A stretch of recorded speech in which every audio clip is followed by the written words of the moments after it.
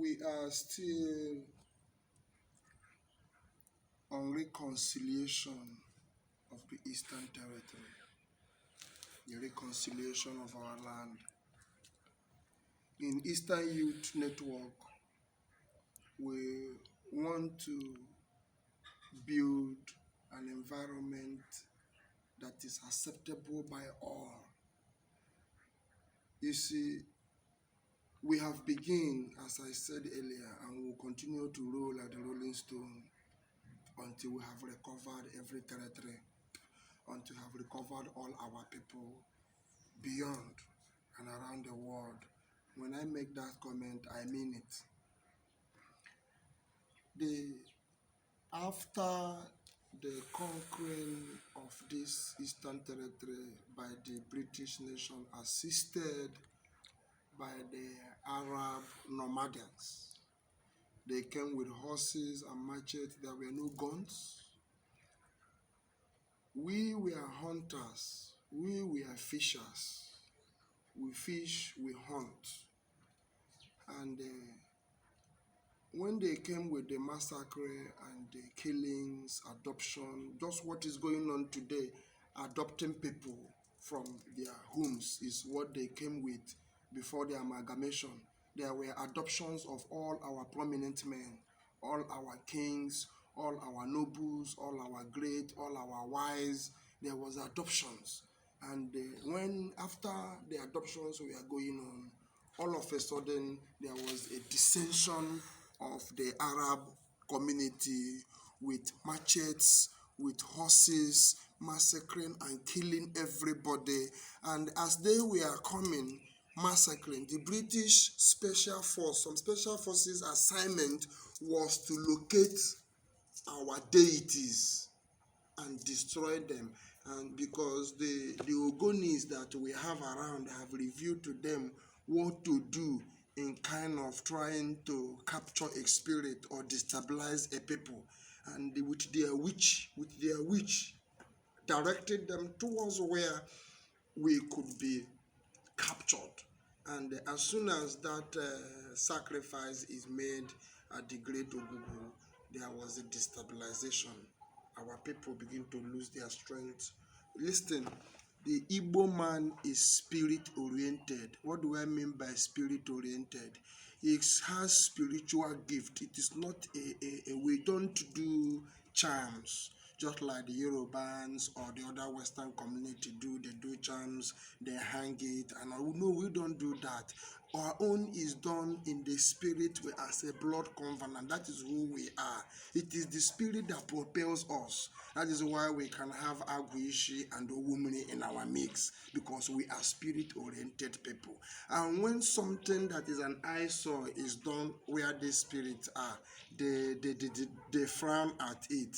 So because they frown at such evil, they will become restless and not be able to touch in that area because it has been desecrated.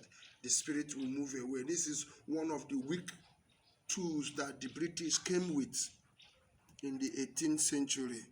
And this thing led to a whole lot of death of our people.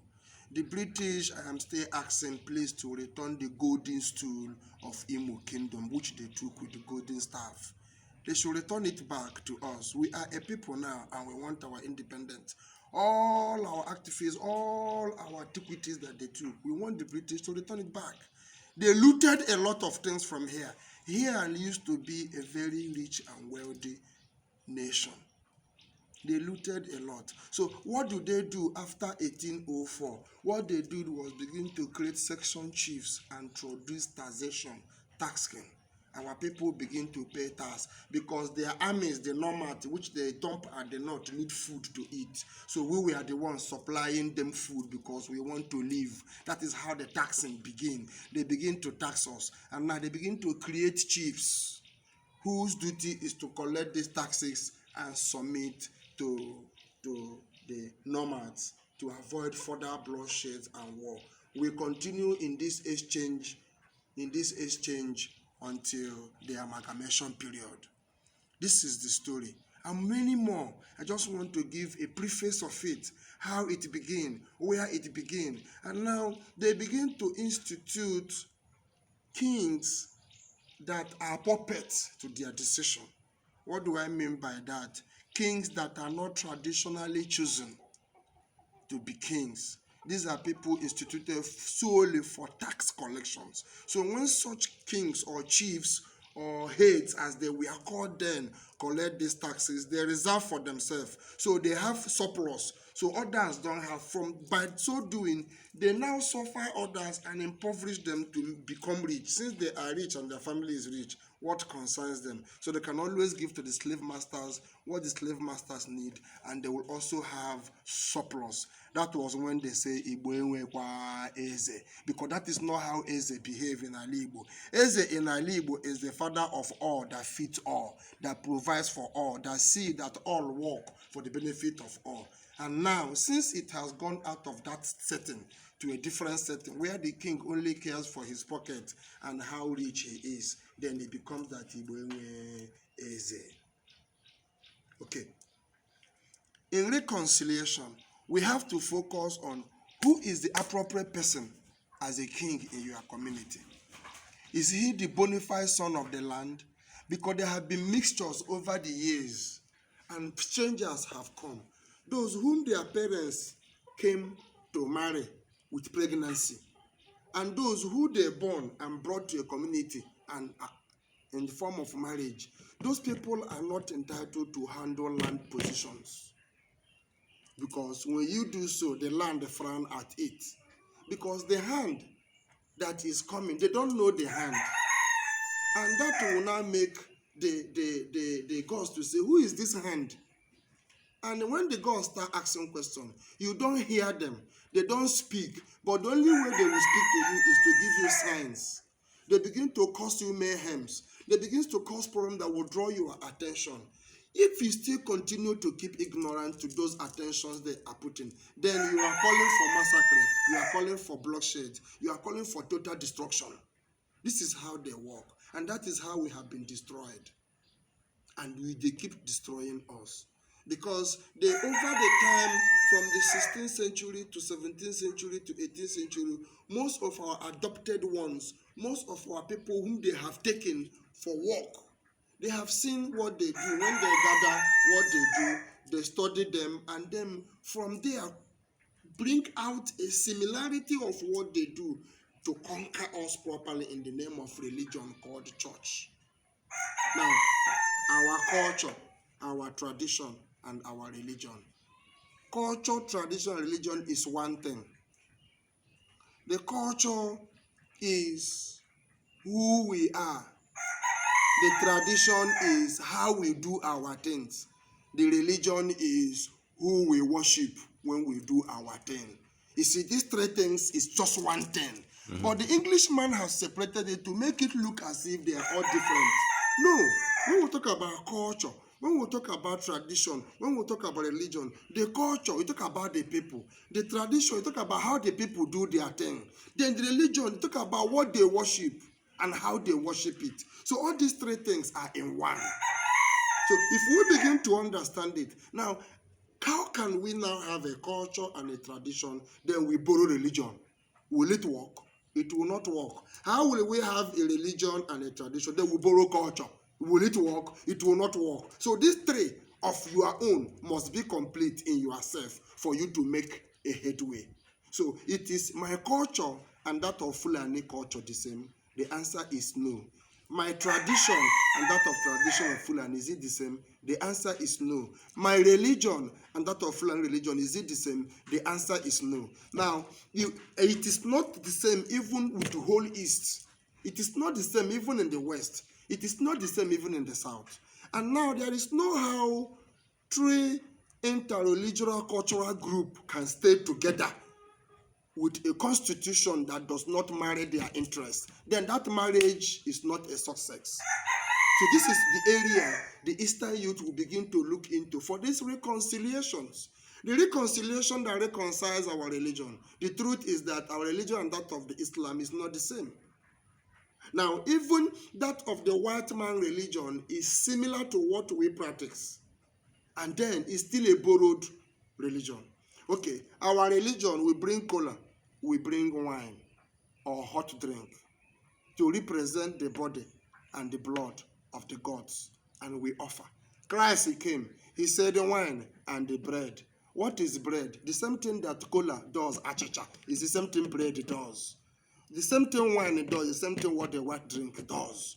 Now you find out that anytime Igbo man gather, these two things must be complete, the cola and the wine. The similitude of the bread and the blood of Christ, as we call it in religion. So they borrowed our tradition and bring it into the religion and tell us that that is our religion. It's not true.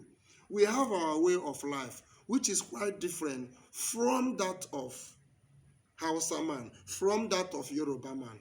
If you go to Edo, the same way I do my culture is the same way Edo man does his culture, regardless of what he speaks. I will tell you the history of Edo man. I will tell you the history of a Bini man. I will tell you our brothers that say they are Midwest by referendum. I laugh them. They don't even know who they are. Before referendum, who are they? Is it not because of their saboteur nature? When the military forces of the white men arrived at River Nord, the first military war boat that came in, they harbored them, and the promise they gave them was to give them an independence. But have the independent worked? You see, they will promise you what you want for you to give them access to come in. But when they have come in, they will not give you that thing you want. They will kill people. Before the Midwest was granted referendum, how many of them died? Because they were trying to say, but we have an agreement, fulfill it for us. Yes, we are a stranger here, and we want to be on our own. Fulfill it for us. Did they fulfill it? Now, if they are not on their own in Nigeria, how would they claim that they will not be part of the Eastern nation? You see, no matter how we think about it, 3 presidents will emerge in Nigeria. No matter how hard we try, 3 presidents will emerge in Nigeria. Will you have an Eastern president in this platform or a better platform? It's my question to every youth of the East. Do you want the crooks in the political settings to hijack it, or will you want to establish a proper constitution? These are the areas we will reconcile. The constitution presently does not support our religion. The constitution does not support our culture. The constitution does not support our tradition. That is to say, we are not part of the constitution.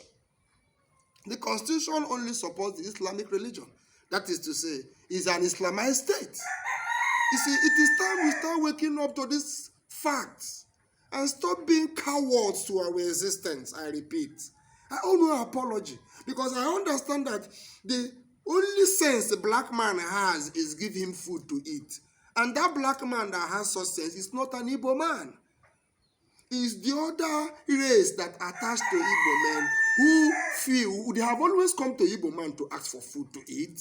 We accommodated because they want to come and work for us so they can feed themselves. So if you give them food, they will follow. They don't have sense of their own. So Igbo man always owns the environment. Who has the sense of the environment? So try to understand that it is not the responsibility of them, because they don't know what they are doing. They are just there begging. That is their duty. They will continue to beg. That is who they are. But today, we are not beggars. We create things. The black king was known to be an iron forger. He forged iron. He creates metal. Today, we cannot even forge an iron. We cannot even melt a common stone.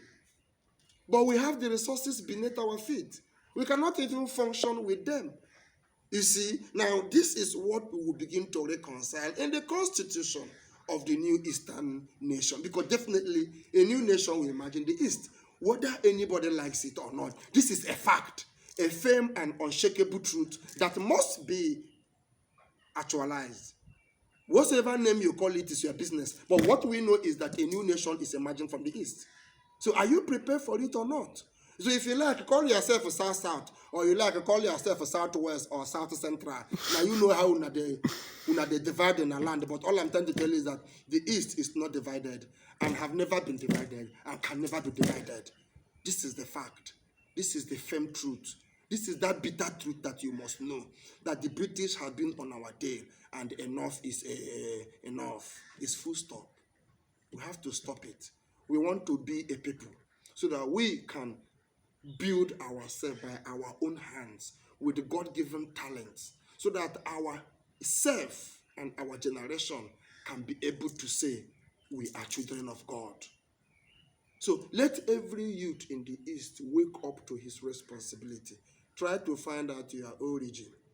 Then try to find out who your king is. Because most of these people that come to take over your kingship are strangers.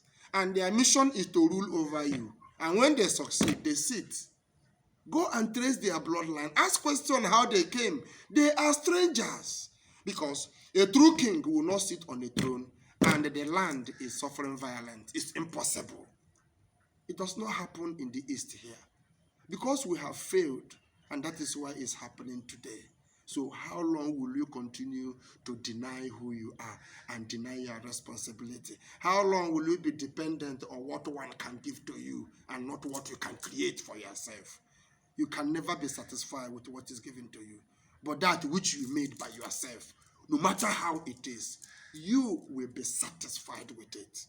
And that is the gift I want to offer the Eastern youth, to be satisfied with their own and cherish it and hold it with jealousy, and then it will be fruitful for them. Neglect of that is neglect of their own existence. Thank you very much as we work together towards the reconciliation of our environment. Thank you for working with us. I want you to keep on the lecture. Every day, every week, we will continue to release informations. We'll continue to give you details. We'll continue to lecture you about the land and the people. And you will know that it is time that this nation is the nation of God. Thank you once again. God bless you.